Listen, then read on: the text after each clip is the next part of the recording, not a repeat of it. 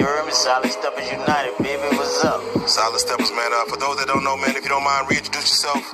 Tell them how much time you did. Eric E. Solid Brown, you heard me? Did 9,125 days in the bloodiest prison in America, and I'm here to tell my story, baby. I didn't survive, I overcame that shit. I was in prison, but I wasn't of prison. I made my own lane, you heard me? Think for yourself, baby.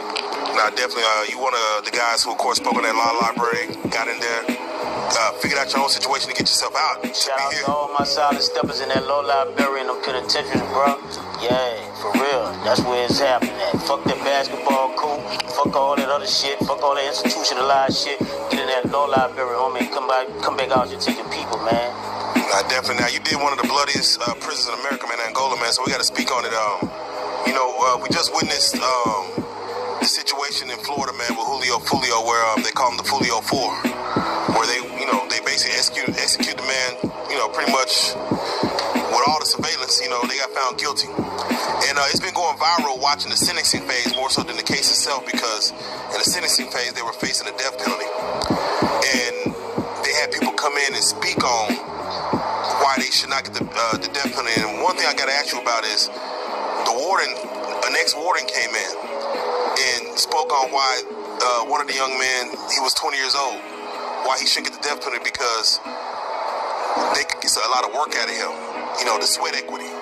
Basically saying, like, if y'all send him to die in 15, 20 years, this boy 20 years old, we get maybe 50, 60 years of work out of him. We get him in the fields, and, we need that work. I haven't seen a warden come to speak on a young man not to get the death penalty just so they can get some work out of a man.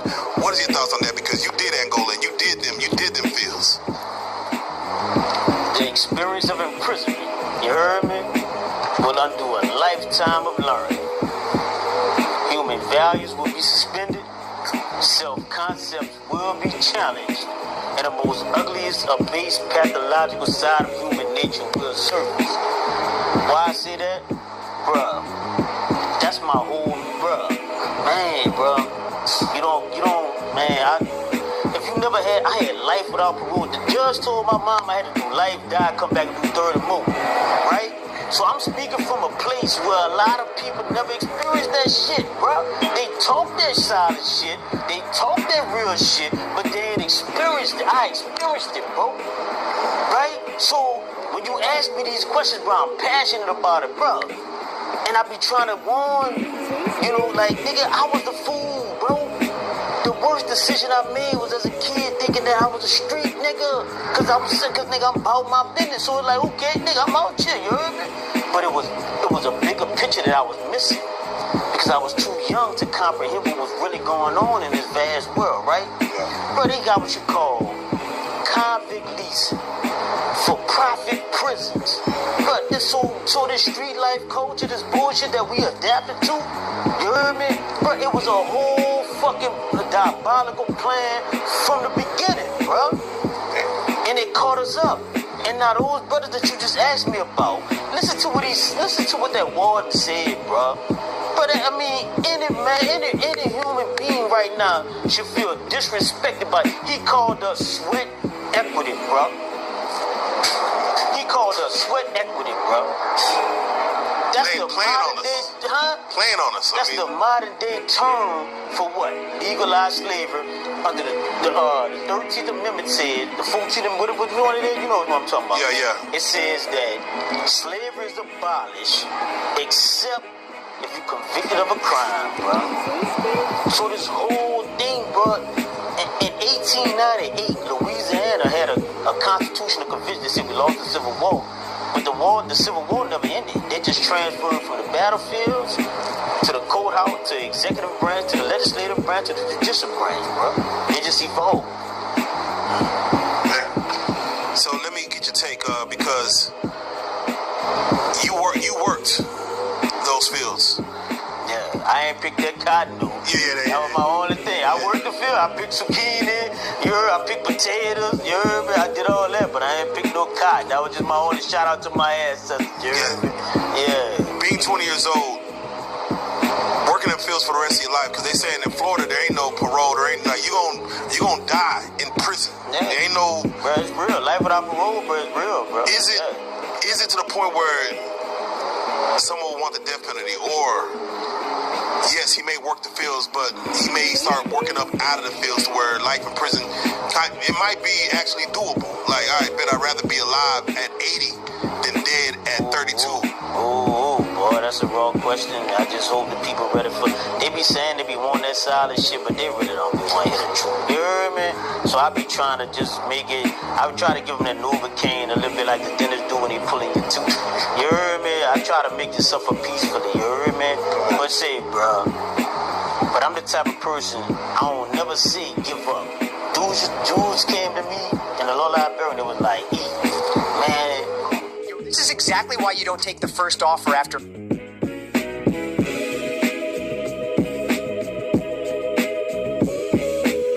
Grand.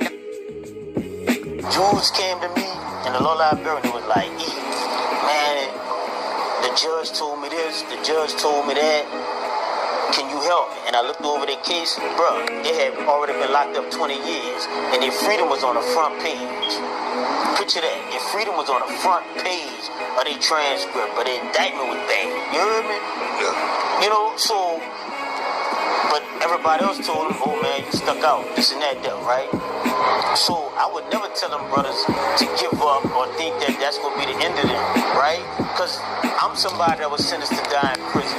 Life without parole plus 30 years. And I'm here sitting here right here. Look at this backdrop. Look at this here. So, bro, we got to, you know what I'm saying? So we giving up this to go sit in the cell for somebody to call us sweat labor, bro? Come on, man. Oh, man. Like, let's be real, bro. Now, so I ain't going to tell them brothers to give up. You know what I'm saying? Yeah. So, but, man, you gotta think before you step, baby. Is that one thing that you should always hold on to is hope in prison? Like, well, I don't like saying hope. I don't like using that terminology because it's like a wing and a prayer. You in the sky and you got just one fucking wing, and then you the other side you got a prayer. Come on, bro. You know you going down. You about to crash and burn. So I don't like using that term hope. However, I like to say ambition and mental fortitude. It's going to take them brothers to go in that low library and figure out, because every trial has errors. Every trial, like, because they're not caring about the victim, bro. Let's be real. They don't care about they don't care about. I hate when they try to make it like, oh, we want this young man's life. Like, they probably like, stop acting like y'all they trying to be about. If it was about justice, you wouldn't have said 6 photographs before me of young black males and said, just pick any one of them and we'll let you go because you're 16. And I just chose not to do that. You see what I'm saying? So if you really cared about justice, you wouldn't do that. You know? yeah. Now, I like the way that you said, yes, if you can get that death penalty down to life sentence, laws change every day. You be 30 years in, 40 years in, and a law might change. At least you were alive to be able to say, yes, I might have my freedom, even though you weren't set to have your freedom. You don't know what it is. You had life plus 30. Right. And like you said, you sitting here right now today. I also do want to ask you, though, his sister came up and testified to, hopefully don't give him death, but she started showing like how nice of a kid he is. Showing like, look at him playing, like he was acting sassy back when he was like 14, 15, arching his back and, you know, looking real sassy and stuff. Like he's a good kid, basically. What you mean, looking sad? Yeah, like she had photos of him like arching his back, taking pictures, you know, looking sassy, looking woman-like. And he a light-skinned dude, you know, 6 foot tall, but he a light-skinned dude. And I'm thinking like, I understand what she's doing. She's trying to get him to show like, no, he doesn't need death. He's a good kid. But people in the penitentiary got court TV. They could watch what she's doing. Yeah. And that's basically setting him up when he gets in jail. Like, is she setting him up for failure? Basically, man, not showing that he's like, cause he stepped on, like he did what he did. I don't know how the prisons is in Florida, right? Florida, yeah. I just know how the bloodiest prison in America is in the 90s. You heard me when I went. And some shit like that, it don't matter if them dudes see that or not. Like,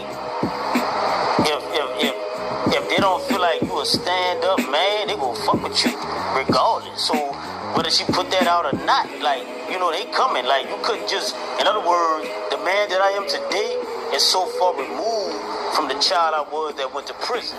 The child I was that went to prison, I had to be ignorant. Not ignorant, ignorant. I had to be ignorant. You You see what I'm saying? Right now I use diplomacy. I use conflict resolution. I use critical thinking, right? I'm a grown ass man now.